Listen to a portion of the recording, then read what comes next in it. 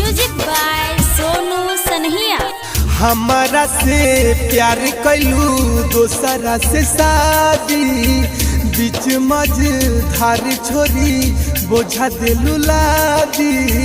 मन कर मारिली हम छुरिया हो, मन कर मारिली हम छुरिया। तोहरा बिना नहीं जियब हम गुरिया, तोहरा बिना नहीं जियब हम गुरिया। सनहिया रिकॉर्डिंग स्टूडियो कटसा।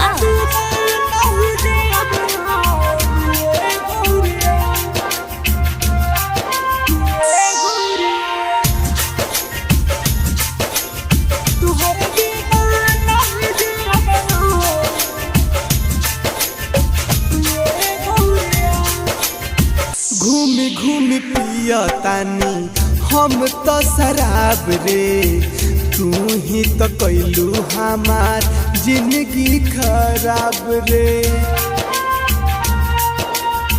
घूमी घूमी पिया तानी हम तो शराब रे, तू ही तो कैलू हमार जिंदगी खराब रे।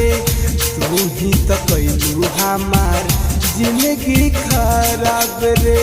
ससुरा में जाई के तू हमके भुलैलू, आज लेना एको बेरा होना वो तू कैलू। ले ले बानी घोरी के जहर पूरिया हो, ले ले बानी घोरी के जहर पूरिया। तोहरा बिना नहीं जियब हम गुरिया, तोहरा बिना नहीं जियब हम गुरिया।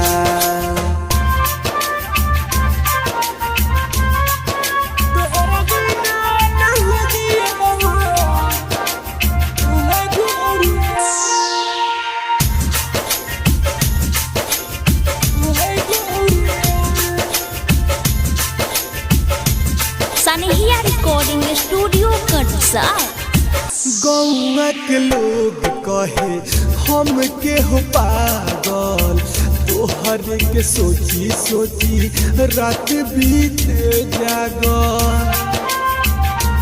हाँ हाँ गौआ के लोग कहे हम के हो पागल, तोहर के सोची सोची रात बीते जागल। तोहर के सोची सोची रात बीते जागल। दिलवा के धागा देलू दिलवे से तोरी, बीकी बिहारी अब लगी है कौना ओरी। डीजे मनीष से बनल दूरिया हो, टाइगर पवन से बनल दूरिया।